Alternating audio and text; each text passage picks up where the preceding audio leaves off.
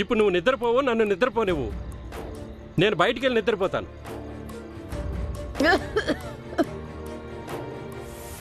దగ్గి దగ్గి నిద్ర మొత్తం చెడగొట్టేసింది. అది నిద్రపోదు, నన్ను నిద్రపోనివ్వదు.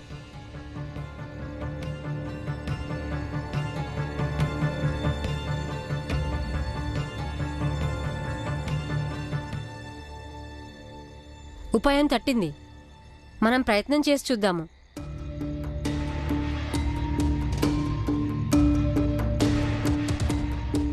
నాన్న వీడికి ఏం ఉపాయం తట్టింది? ఏదో తట్టింది, అది చేయడానికి వెళ్ళాడు. ఏమైంది మామయ్య? మీరు బయటికెందుకు వచ్చారు చలిలో?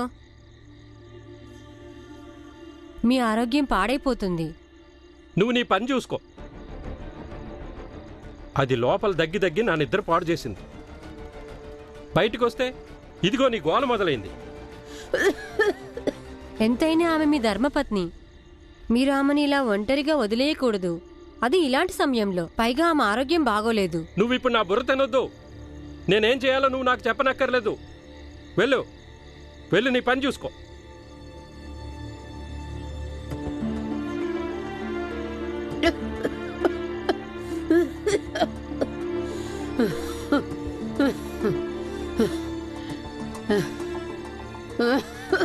మీ ఆరోగ్యం ఇప్పుడు ఎలా ఉంది? బాగానే ఉంది. మీరు ఇది వినే ఉంటారుగా. మీ భర్త ఇప్పుడు బయట కూర్చొని ఏమన్నాడో? మా అమ్మకి ఎప్పుడు ఆరోగ్యం బాగోకపోయినా మా నాన్న రాత్రంతా నిద్రపోకుండా మేల్కొనే ఉంటారు. మరి మీ భర్త మీకు ఆరోగ్యం బాగోక ఒకరోజు దగ్గారని ఆయనకి ఎంత చిరాకు అనిపించిందంటే ఆయన హాయిగా నిద్రపోవడానికి బయటికి వెళ్ళిపోయాడు. ఇలాంటి సమయంలో మీకు ఆయన తోడుగా ఉండాలి. ఏ భీమరావు, అది తెలివి చూపించొద్దు. నా భార్యకేంటి చాడీలు చెప్తున్నావు? చాడీలు చెప్పటం లేదు, కేవలం ఇదే చెప్తున్నాను. ఇలాంటి పరిస్థితిలో మనిషికి ఏం కావాలో అని. ఏం చెప్పక్కర్లేదు, వెళ్ళెక్కడి నుంచి. మీరేమనుకుంటున్నారు? ఇప్పుడు ఒంటరిగా మీ మనవాళ్ళిద్దరిని మీరు పెంచగలరా? వీళ్ళిద్దరూ గొడవ పడతారు, కొట్టుకుంటారు, ఏడుస్తారు, అల్లరి చేస్తారు.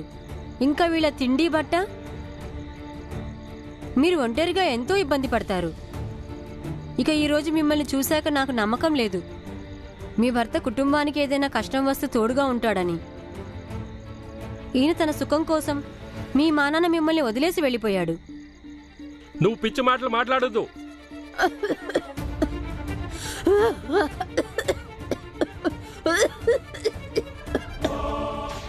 మీరిప్పుడు ఇంకో విషయం ఆలోచించండి. ఇప్పుడు మీ ఆరోగ్యం బాగోలేదు. ఇప్పుడు మీకు ఎవరు సేవ చేస్తున్నారు? మీ కోడలు, అంటే మా అక్క.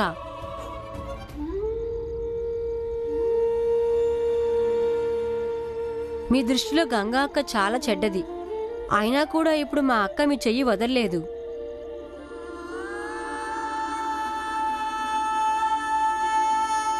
నువ్వు చెప్పింది చాలు గాని ఇక్కడి నుంచి వెళ్ళు. వెళ్ళిపోతానండి, కానీ ముందు మీరు నిర్ణయం తీసుకోండి. ఎందుకంటే నాకు బాగా తెలుసు ఏ ఇల్లైనా కూడా మహిళ వల్లే నిలబడుతుందని. వాళ్ళు పిల్లల భవిష్యత్తు కోసం ఎంతో పాటుపడతారు. ఇక ఏ ఇంట్లో అయితే ఎక్కువ మంది మహిళలుంటారో ఆ ఇల్లు ఎంతో ఆనందంగా ఉంటుంది. మహిళలుండటం ఏ కుటుంబానికైనా ఎంతో మంచిది, ముఖ్యంగా చిన్నపిల్లలకి. నేను కూడా ఒక పిల్లాడినేగా, అందుకని నాకు బాగా తెలుసు నా కోసం మా అమ్మ ఎంత కష్టపడుతుందో అని. ఆలోచించండి. ఆలోచించాక మీరు అవన్నీ ఒకసారి ఊహించుకోండి. మీరు ఒక తల్లేగా, అలాగే గంగా అక్క కూడా ఒక తల్లే. ఇప్పుడు మీరందరూ కలిసి ఉంటే అప్పుడు అందరికీ బోలెడన్ని బాధ్యతలు ఏర్పడతాయి. అప్పుడు మనగడ సాగించడం ఎంతో సులభమవుతుంది. లేకపోతే అందరం ఎవరికి వారు అయిపోతాము. అప్పుడు అందరి జీవితాలు నిస్సారంగా అయిపోతాయి. చాలా మాట్లాడావు నువ్వు. పద, నడు ఇక్కడి నుంచి. రా, నడు.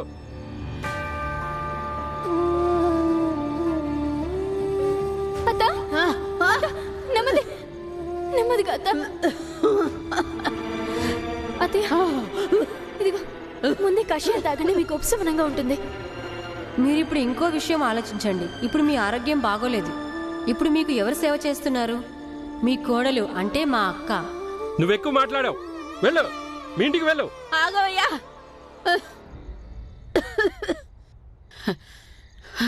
భీమరావును వదిలిపెట్టు.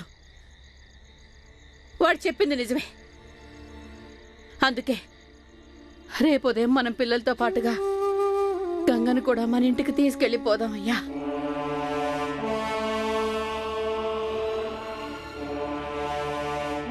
ఈ గంగ మన అబ్బాయిని పొట్టను పెట్టుకుంది. దీన్ని నువ్వు నీ ఇంట్లో పెట్టుకుంటావా? ఎందుకంటే భీమరావు చెప్పిన తర్వాత నేను కూడా ఇదే ఆలోచించాను. ఈ కోడలు తన రోగిష్ఠతకి సేవలు చేయడానికి వచ్చింది. నేను దీన్ని కష్టాలే పెట్టాను, బాధలు పెట్టాను. అలాంటి పిల్ల ఎలా అనుకుంటుంది తన భర్త చచ్చిపోవాలి అని? నీకు మతి చెడిపోయినట్టుంది. గంగ మనతో వస్తే మన మనవళ్ళిద్దరూ మనకి దక్కరు. నీ కొడుకుని చేసినట్టే చేస్తుంది. అది నీ భ్రమ. నువ్వు సరిగ్గా ఆలోచించు, అప్పుడు అర్థం అవుతుంది. అయినా భీమరావు చెప్పింది కూడా ఏమంత పెద్ద విషయం కాదు. మీ కోపం ఇంకా పంతం వదిలేసి ఒక్కసారి ఆలోచించండి. నువ్వు వెళ్తే వెళ్ళు, గంగని దాని పిల్లల్ని తీసుకుని. కానీ ఇక నుంచి నీ మొగుడితో ఎలాంటి సంబంధం ఉండదు.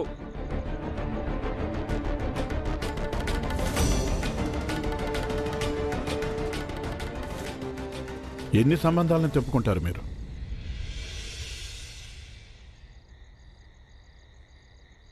కొన్ని బంధాలని విధి తెంపేసింది. ఇంకా కొన్ని బంధాలని స్వయంగా మీరే తెంపుకుంటున్నారు. అంటే మీరు ఒంటరిగా బతుకుతారా ఏంటి? ఒంటరిగా ఎవరి కోసం బతకాలనుకుంటున్నారు? ఉన్న కొడుకు వెళ్ళిపోయాడు, దేవుడు అతన్ని తీసుకెళ్ళిపోయాడు.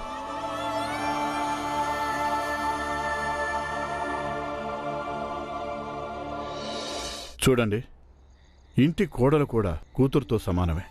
ఇక కొడుకు లేనప్పుడు ఇంటి కోడలే కొడుకులాగా మారుతుంది.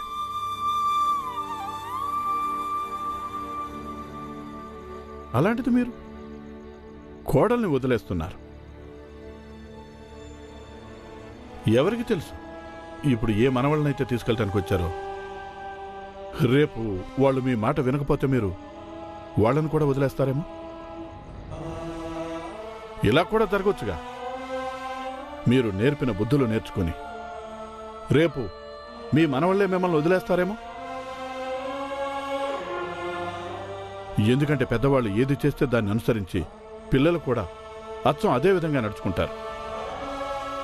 ఇప్పుడు మీరే మీ బంధుత్వాలకు విలువ ఇవ్వకపోతే రేపు మీరు మీ మనవళ్ల నుంచి గౌరవం కావాలని ఎలా కోరుకుంటారు? చూడండి, మీరు ఇంటికి పెద్ద, ఒక తండ్రి.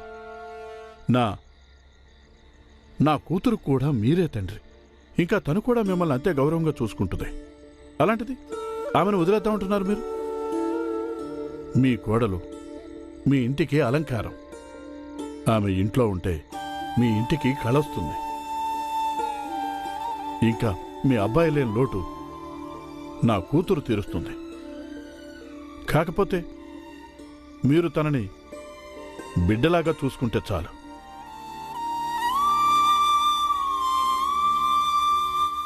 చూడండి, తెంపుకోవడం కాదు, కలుపుకోవడం నేర్చుకోండి. అప్పుడు మీరు సంతోషంగా ఉంటారు, ఇంకా కుటుంబం అందరూ కూడా.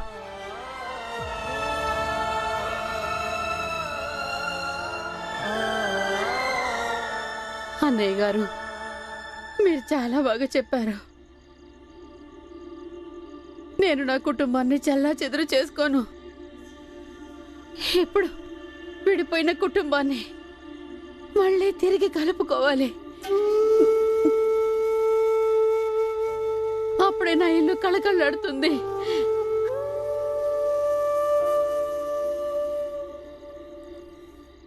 ఎప్పుడైతే నా కోడలు నా ఇంట్లో ఉంటుందో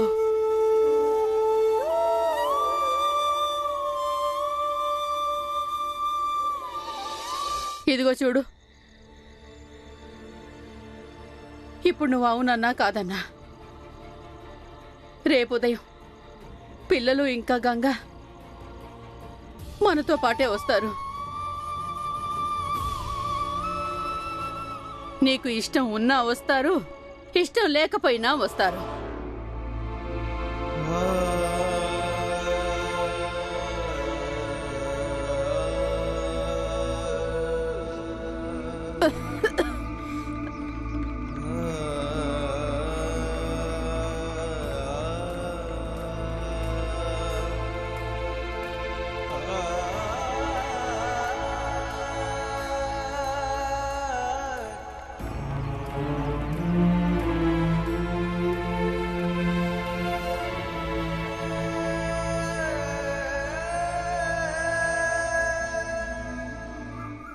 నాకు ఈ విషయం బాగా తెలుసు.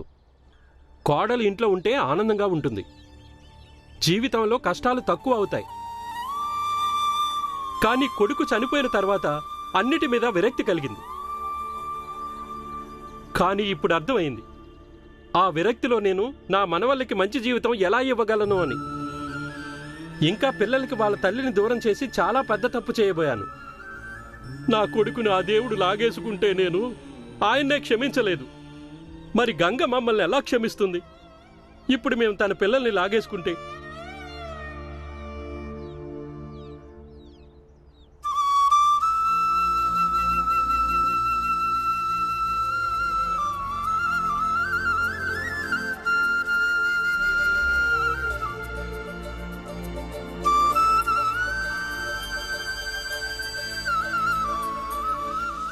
ఒక్కొక్కసారి నువ్వు నాకు దేవుడి కంటే ఎక్కువ అయిపోతున్నావురా. ఎలా నువ్వు నా జీవితంలోకి వచ్చిన కష్టాలన్నీ, సమస్యలన్నిటినీ తీర్చేస్తావురా? నువ్వే చెప్పు, నేను నీకు ధన్యవాదాలు ఎలా చెప్పను? నేను నీ తమ్ముడికి ధన్యవాదాలేంటక్కా? ఇక బయలుదేరు, లేకపోతే వేళకి స్టేషన్కి చేరుకోలేరు.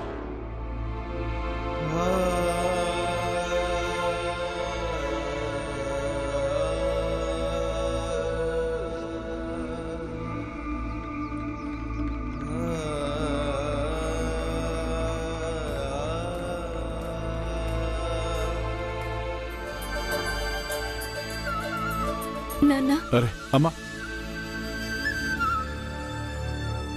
సంతోషంగా ఉండు తల్లి.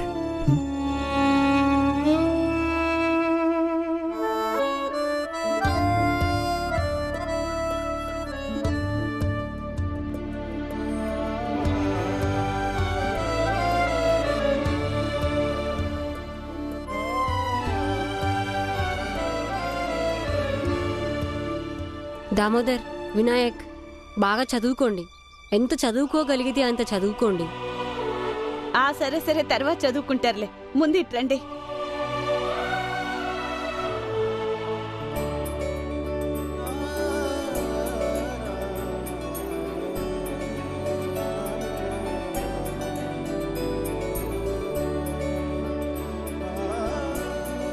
భీమాబాయ్,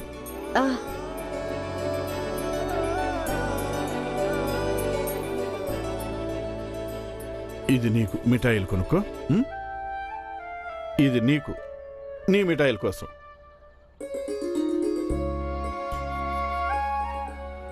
మీరంతా ఆనందంగా ఉండండి.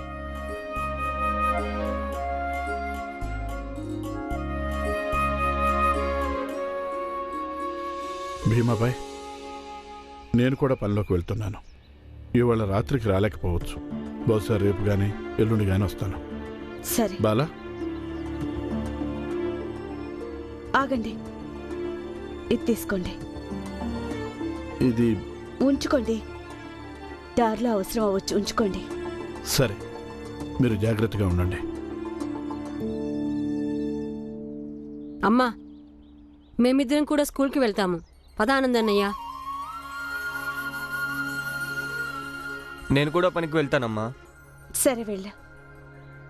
నువ్వు పోలీస్ స్టేషన్కి వెళ్ళి టీ మంగేష్ మీద ఫిర్యాదు ఇచ్చిరా పురంజన్. వాడికి ఖచ్చితంగా శిక్ష పడుతుంది. గురువుగారు, న్యాయం పొందటానికి కేవలం ఒకటే పద్ధతి ఉండదు. నేను సరైన అవకాశం కోసం ఎదురు చూస్తున్నాను. ఆ అవకాశం చిక్కిన రోజున ఆ మంగేష్ గారి కాళ్ళు చేతులు విరగ్గొట్టేస్తాను. అప్పుడు లెక్క సరిపోతుంది. ఇలాంటి ప్రతీకార భావంతోనే అందరూ కాళ్ళు చేతులు విరగ్గొట్టుకుంటే ఇక ప్రపంచమంతా కూడా అవిటిదైపోతుంది. పురంజన్, భీమరావు సరిగ్గానే చెప్పాడు. న్యాయం పొందడానికి ఒక ప్రక్రియ ఉంటుంది. మనం దాన్నే అనుసరించాల్సి ఉంటుంది. ఏం సరిగ్గా చెప్పాడు గురువుగారు? భీమ్, నువ్వు స్కూల్కి వెళ్తున్నావు కదా, వెళ్ళు. నేనేం చేయాలో నేను చూసుకుంటాను.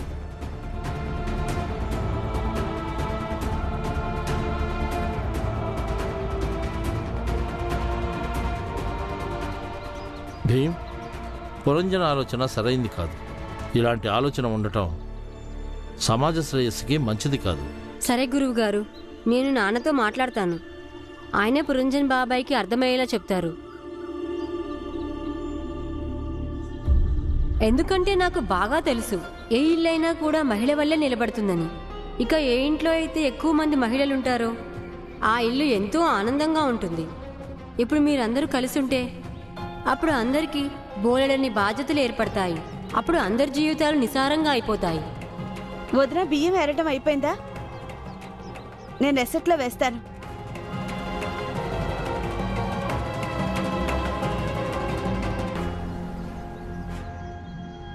వదినా, వదినా, వదినా, బియ్యం వేరేసాను, తీసుకో. ఇక్కడ పెట్టు. ఏమైంది?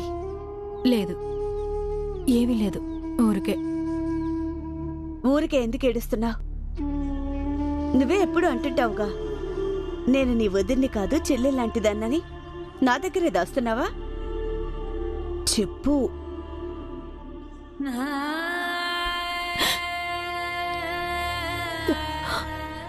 వదినా, ఎప్పుడైతే నా పెళ్ళయిందో అప్పుడు నా భర్త నేను ఆవుటిదానని చెప్పి ఇంట్లో నుంచి వెళ్ళగొట్టేశాడు. నేను ఏమీ చేయలేకపోయాను. నా కుటుంబం వాళ్ళు కూడా ఏమీ చేయలేకపోయారు. కానీ ఈరోజు భీమ్ని గంగ కోసం పోరాడడం నేను ఎప్పుడైతే చూశానో, వాడు అంత గంభీరమైన సమస్యని ఎంత సులభంగా పరిష్కరించాడో నేను చూశాను. ఆ సమయంలో నాకు ఇలా అనిపించింది, నిజంగా ఒకవేళ నా జీవితంలో కూడా భీమ్లాగా మాట్లాడే తోబుట్టు ఉండుంటే అప్పుడు నా కోసం పోరాడేవాడు. అప్పుడు ఈ రోజున నేను నా అత్తారింట్లో ఉండేదాన్ని, నాకు సొంత కుటుంబం ఉండేది. నేను గంగ విషయంలో సంతోషంగా ఉన్నాను. ఇంత చిన్న వయసులో మన గంగ ఇప్పటికే ఎన్నో కష్టాలు చూసింది. దేవుడి దయ వల్ల దానికిప్పుడు అంతా మంచి జరుగుతుంది. కానీ నేను నా దురదృష్టానికి ఏడుస్తున్నాను. ఎప్పుడు నేను నన్ను నిందించుకుంటాను. ఆవిటిదానిగా ఎందుకు పుట్టాను, నా జీవితం ఎందుకు ఇలా అయ్యిందని. వదిన, అలా ఎందుకు అనుకుంటున్నావు? నిన్ను నువ్వు నిందించుకుంటే ఏమొస్తుంది చెప్పు? చూడు, నేను నీ బాధను పంచుకోగలను. కానీ ఎంత ప్రయత్నించినా సరే నీ బాధను ఎప్పటికీ లోతుగా అర్థం చేసుకోలేకపోవచ్చు. కానీ ఇది కూడా నిజమే వదిన. ఏదైతే జరిగిపోయిందో దాన్ని తిరిగి మార్చలేంగా. ఇది కూడా నీ కుటుంబమే వదిన. మేమందరం నీ వాళ్ళమే. ఈ ఇల్లు నీది. ఈ ఇంటి మీద నాకంటే ఎక్కువ హక్కు నీకే ఉంటుంది. నువ్వు నన్నెప్పుడూ పరాయి దానిలాగా చూడలేదు. పిల్లలు కూడా నిన్నెంతగా ప్రేమిస్తారో నన్ను కూడా అంతగానే ప్రేమిస్తూ వచ్చారు.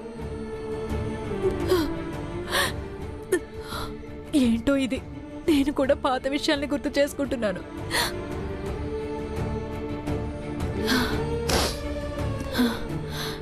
ఇంట్లో కూరగాయలు లేవు కదా, నేను ఇప్పుడే వెళ్ళి తీసుకొస్తాను. కాస్త మనశ్శాంతిగా ఉంటుంది.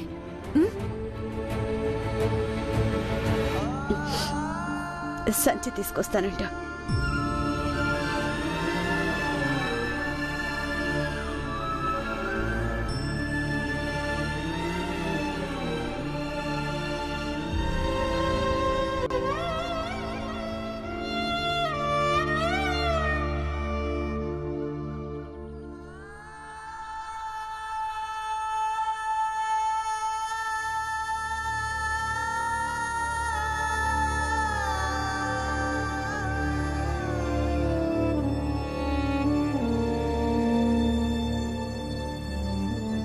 నేను నిన్నెంత ఓదార్చినా సరే వదినా,